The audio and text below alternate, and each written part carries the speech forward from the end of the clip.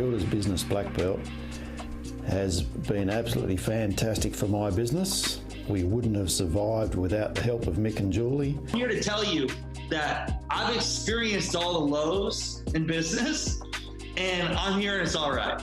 And looking back on it, I'm actually glad they happened. They made me a better person and stronger. So important to have someone that you trust. But if you had found a builder who had a great website, the fat roller was kind of like hanging over my pajamas. I was kind of like, oh man. And I had crow's feet and like my skin was all dry. It's just full of gold nuggets all over the place. Thanks, James, for being on the show. Soda water? What are you talking about? It's like, yeah, I'm going to get drunk on this soda water tonight. Watch me swing from the rafters here. Yeah, no, I'm actually taking a break I've lost a bit of weight. So yeah, I'm on the sparkling waters tonight. But let's go crazy. I'll go toe to toe with you. Yeah. You drink a beer, I'll drink a soda water, and everything will be fine. Oh, all right, great, cool.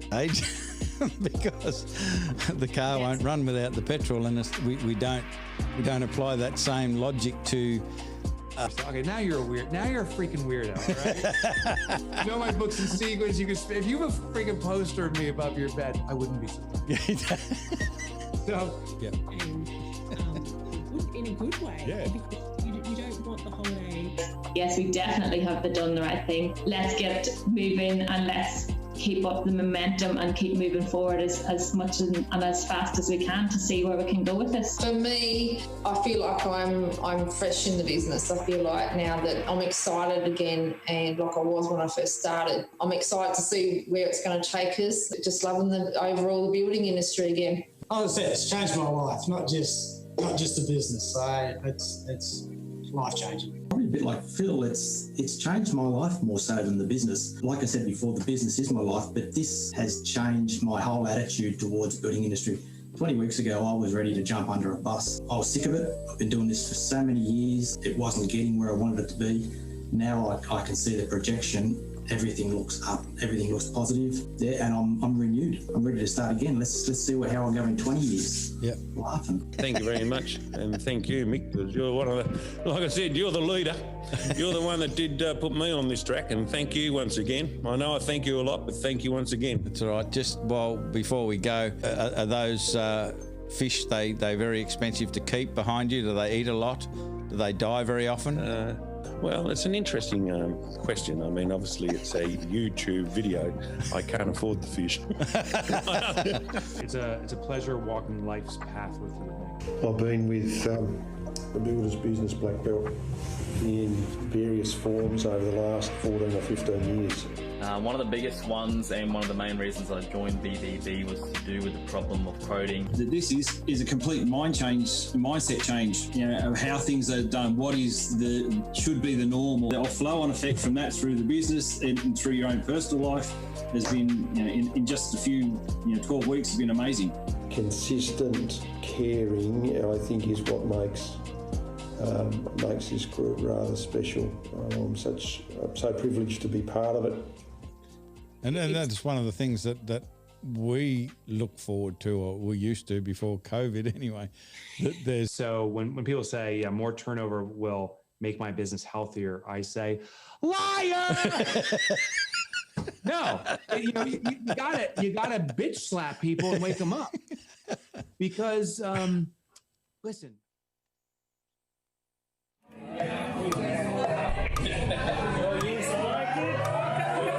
This is the Builders Business Success Podcast for builders who want to attract more quality clients who aren't price focused, eliminate cash flow pressure, and get paid for every quote. Here's your host, Mick Hawes. Hey folks, Mick Hawes, Builders Business Black Belt, with another episode of the Builders Business Success Podcast. A few little things have changed. I mean, we had this last week, the little funny light bulb, but it was over here. And because we've got a new floating light bulb, and I'll prove to you that it's floating. I've got a piece of paper here, and we can put it under there like that. I'm not sure did we see that? We did see that. I thought we'd put a new segment together because we've got a floating light bulb, and it's called Idea of the Week because we've got a floating light bulb. had to use it somehow. So the old personal productivity hack is kind of gone. We'll still do personal productivity hacks. It'll be a good idea, but it's allowed us to broaden our horizons as far as what we can talk about. Instead of it just being a personal productivity hack, it could be all sorts of good ideas. And if you've got a good idea that you'd like to share, something that you have heard from us or from some other source and you've implemented and it worked well for you, love you to share that idea. So you can sort of send me an email, perhaps. You can comment on one of the live streams. So this is our first live stream, even though it's episode 53. And the purpose of this episode, or the focus of this episode, is how to scale your business without the stress, which is pretty exciting. But what also is exciting is we're not only streaming live into the Builders Business Success Forum free Facebook group just for builders, we're also streaming live to Mick Hawes Facebook and Builders Business Black Belt Facebook and Builders Business Black Belt YouTube and Mick Hawes YouTube, and we possibly could even be streaming into LinkedIn. We're just not sure. If we're not, we will be at some stage. So you can participate in any of those formats or any of those platforms, and you could send us a message in any of the comments that are there. Now, we have done a bit of preparation for once too. So if you want to have a chat with us, if you want to talk to us about your business, where you are, where you want to go, what's in the way, and find out where the appropriate resources are, because there is a metric shit ton of resources that we've created over the years that can help you, and they're all over the place in Facebook groups and websites and all of this sort of thing.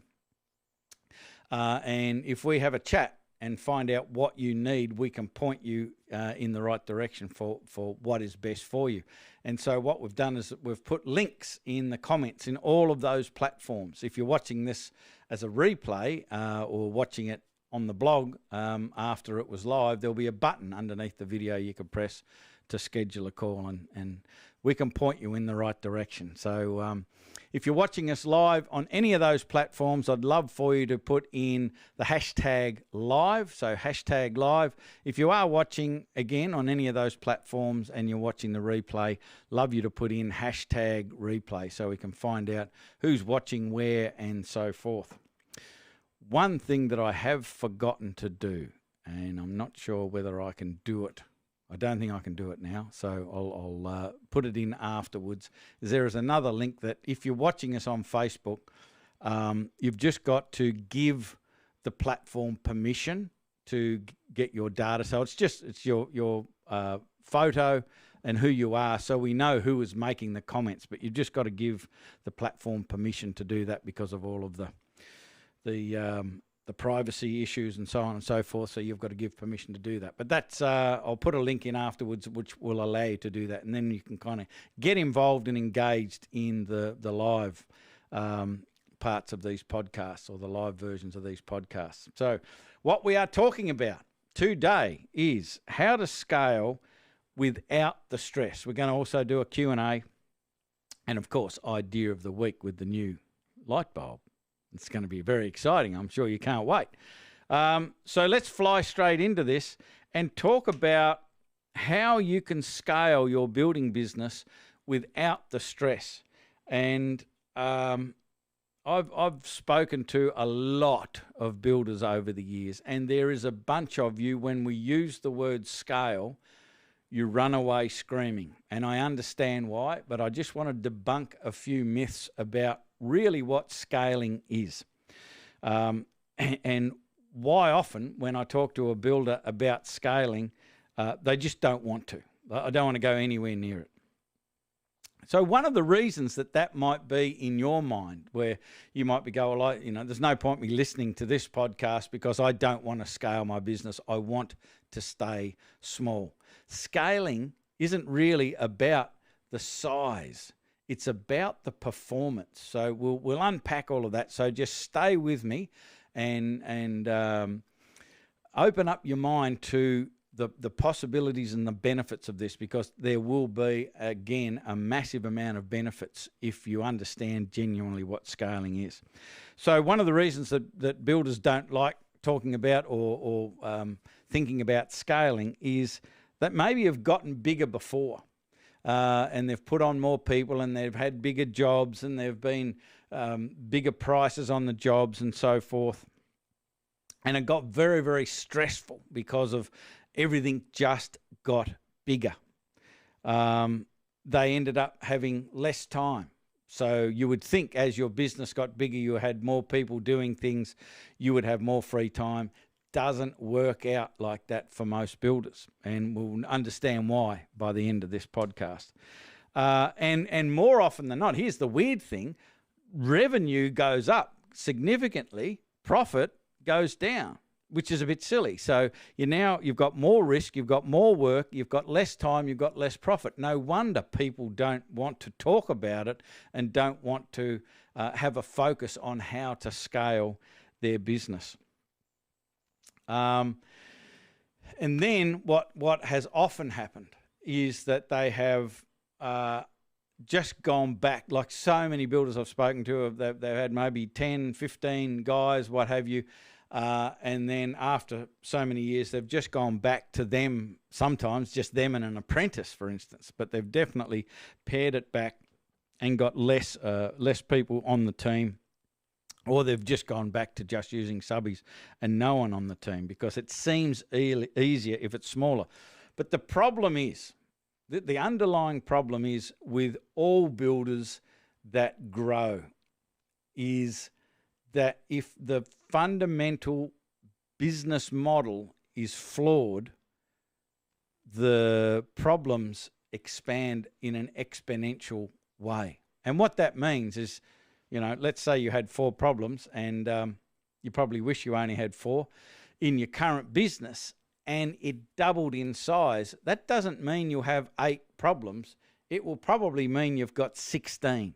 That's what I mean by the problems increase exponentially as you grow if your business model is fundamentally flawed. So the key with this is to understand the scale process, and we'll unpack that as we go through today, but not be scared of it and understand that we've just got to make sure that the fundamentals are covered, you're doing them effectively before you start to make it grow, before you make it bigger.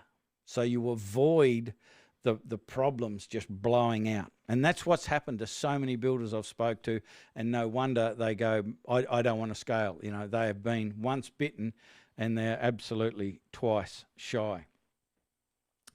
Now, the thing is, the reason that pretty much every builder I've ever spoken to anyway, the reason that they got started, if they can remember, was that they wanted more time freedom. They wanted to be their own boss, to make their own choices. They wanted to make more money.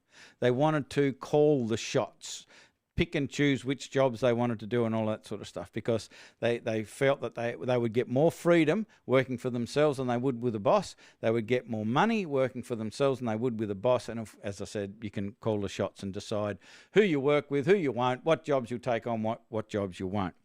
That is very rarely the case for builders, that they have more time, more financial freedom and more choice.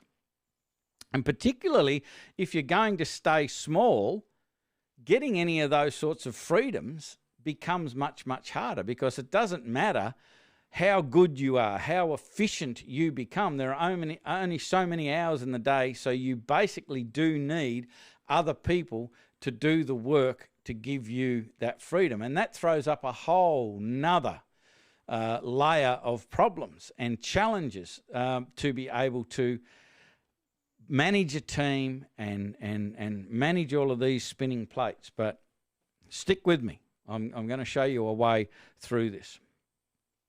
So what's in the way? We've kind of discussed this, but really what is in the way of scaling properly is understanding what real scaling is. And the real scaling is getting that freedom. So as your business scales, it means you can take on more business, more people, but it doesn't add. In fact, it can reduce your own personal workload, and it increases your financial remuneration, your financial rewards. So that's what we're trying to do it for. And if you've got the right model, you can scale it. You can increase without increasing your own workload and the massive amount of problems. Part of the problem is mindset. Okay, because when I think we've talked about this in previous episodes, there is a difference between the mindset of a business owner and the mindset of an entrepreneur. And the mindset of a business owner traditionally is, if something needs to be done, I will do it. And so the business owner tends to grab things and add them to their own list because they care, which is a good thing, because they are skilled, which is a good thing, but they think that no one else cares as much and will do as good a job as they would. And so they tend to take on more, which what the effect that has on your daily action list is it keeps growing and growing and growing. You end up with less time for yourself. You get stressed out, you get burned out, you make poor decisions, which can cost you, can create more of a time load on you and can cost you money as well. And certainly, because you're taking on all of these things, again, there is a limit to how many hours in the day, how much you can get done. So you end up being the bottleneck for your business. That's the key here, is that we've got to shift from having that business owner mentality to an entrepreneurial mentality or mindset.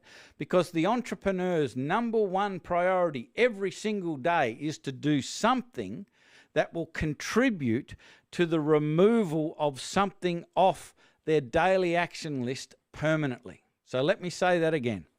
The entrepreneurial mindset is such that their number one priority every single day is to do something, one thing at least, that will contribute to the removal of something off the to-do list permanently. Big difference. So the mindset of the business owner is, I'll take that, I'll do that, I'll do that, I'll do that. The entrepreneur is, how can I delete? How can I get rid of that? How can I just not do that anymore? Or how can I automate it? Or how can I outsource it? Or how can I delegate it? So there are the four things that the entrepreneur is thinking about all of the time, is dump, because that's the best way to get stuff. If there are things, I'll guarantee you that there are things on your list that probably show up daily, if not weekly, that if you never, ever, ever did them again, it would make zero difference. We've just done them for so long. We've hypnotized ourselves into believing that they're important, they're essential, we must do them, because it is now a habit. If you step back from some of those things, you'll find, and if you ask this question, what will happen if I don't do this today? Or if I don't do it at all? There will be things, I guarantee it, there will be things that will make such a small difference. If you didn't ever do them again, just you can not do them and you can start to use your time to do the high leverage things that you know you should do, but you just never get round to. So you should be thinking dump, should be thinking automate is the next one. The next one is outsourcing, and these are all in order of how much it costs. So it costs nothing to dump. It costs very little sometimes to automate, because there's so many apps and software out there. You just got to get somebody to be able to set that up for you. But that might be a decent cost in the beginning, but it pales into insignificance after a little while.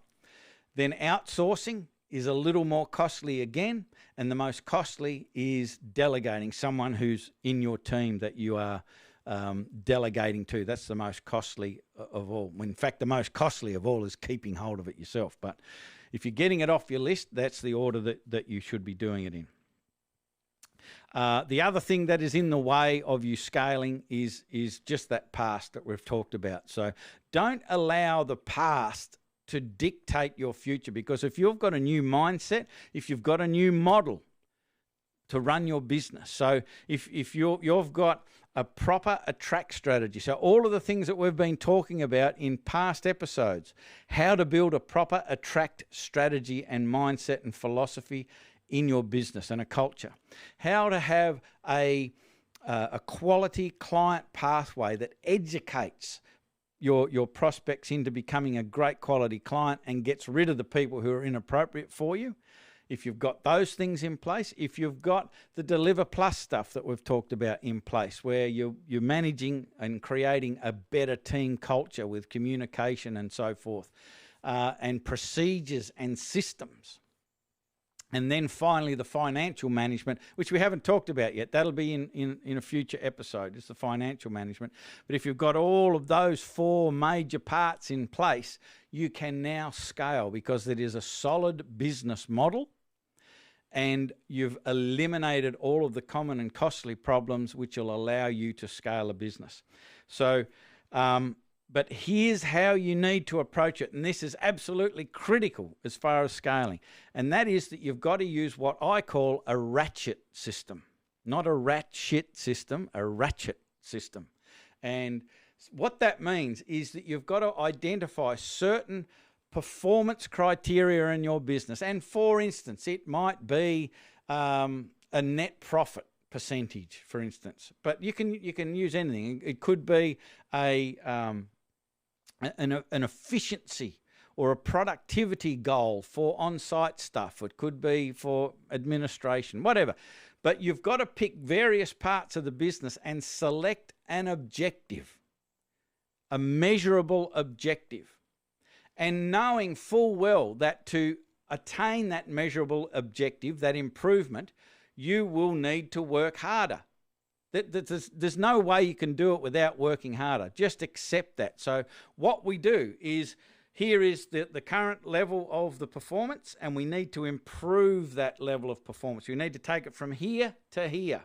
And we know that our required daily activity is here, and to get this new improved output, we need to lift our activity.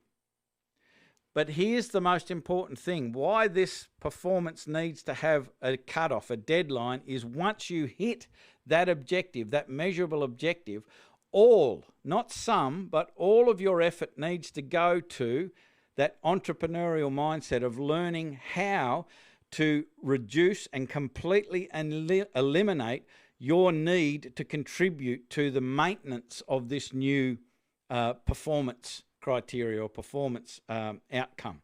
And so you go, you improve, but you work harder. Now I've hit it. Now all of your effort needs to go on learning how to dump, automate, outsource, delegate, but get stuff off your list so your required effort on a daily basis comes back down to 0. Not a little bit, not 20%, but 0. So you can then pick something else and you increase your workload and you bring it back down to 0. That's why it's a ratchet system. It's like one of those 4-wheel drive jacks, you know, up here and then this comes down and then the whole thing goes up and then this comes down.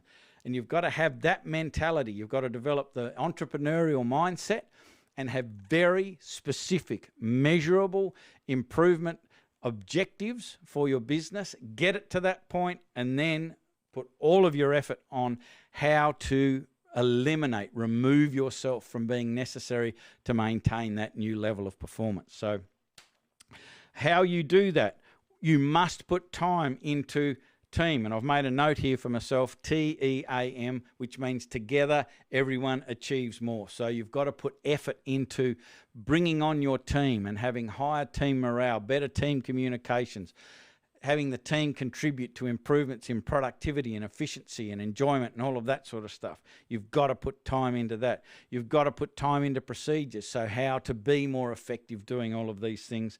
And you've got to put time into self, and that means communication and leadership skills. And that is going to lead me into not the next part of the show, but the bit at the end, the new idea where we're going to show you the light bulb and everything, an idea that will help you do those things.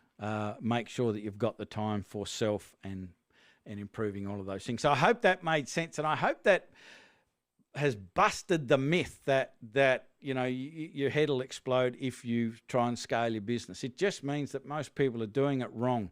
If you do it this way and are very matter of fact and measured about it, you can scale your business, even if it didn't work for you before in the past. It will work for you in the future. And if you want help to unpack this and how this would work for you, what you would need to do first, not everything you would need to do, but what you would need to do first, we're more than happy to help, as I keep rabbiting on about. So please hit one of the comments in whatever platform you're viewing this from. If you're watching it on the blog, there's a button under the video.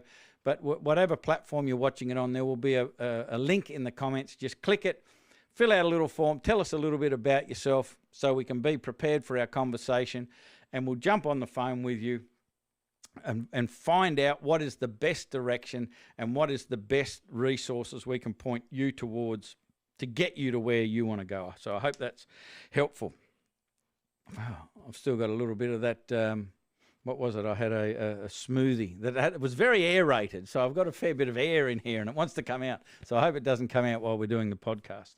If you're watching us live, give us a hashtag live in the comments on whatever platform you're watching it on. If you're watching it as a replay, I'd love you to put hashtag replay, just so we can get a bit of a sense as to who's watching where and whether you're watching live or replay.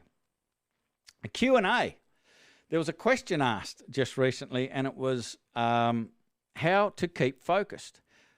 Now, somebody has just made a comment and said, "Morning, Mick." So morning back to you. I can't tell who it is with this new system. So at this stage, you need to put your name in there as well so we know who it is. And in future, we'll be able to put a link in there so you can click that, give us permission to find out who's putting the comments in, and we can have a proper conversation, which will be exciting. But the question that was asked is how to keep focused. Because there's lots and lots and lots of distractions and people wanting you and ringing you and tapping you on the shoulder and knocking on the door and all of that sort of stuff. So I'm going to cut to the chase here. The key with this are your goals. And most people, it's Stevie O. Hey there, Stevie O. It's so good to hear from you all the way down in there in Warrnambool at the end. Oh, he says it's the start of the Great Ocean Road. That's right. Not the end of the Great Ocean Road. Just depends on your perspective. So the key with keeping focus is that most, particularly adults, we don't have written goals. We've tried it. It didn't work for us, so it's all too hard. And the challenge is that we don't have goals that really inspire us. Now, if you want to go back and find another episode where we talked about the personal success ritual, that is an absolute key process or activity that you can get into that can powerfully impact this. But the key is you've got to have goals that really mean something to you. And even if you are being constantly distracted and interrupted, that is a sure sign that the goals that you have, the objectives you have for yourself and your business are not powerful enough. Because even if you think that you've got goals and objectives that are important, if you are getting distracted, that means at a subconscious level they're actually not that important. So we need to revisit that and figure out what we really want that gets us up early and keeps us up late with passion. Because here's the old analogy that I use all of the time. If you're on your way to catch a plane, and hopefully we'll be able to still catch planes with what's going on, or be allowed to catch them again.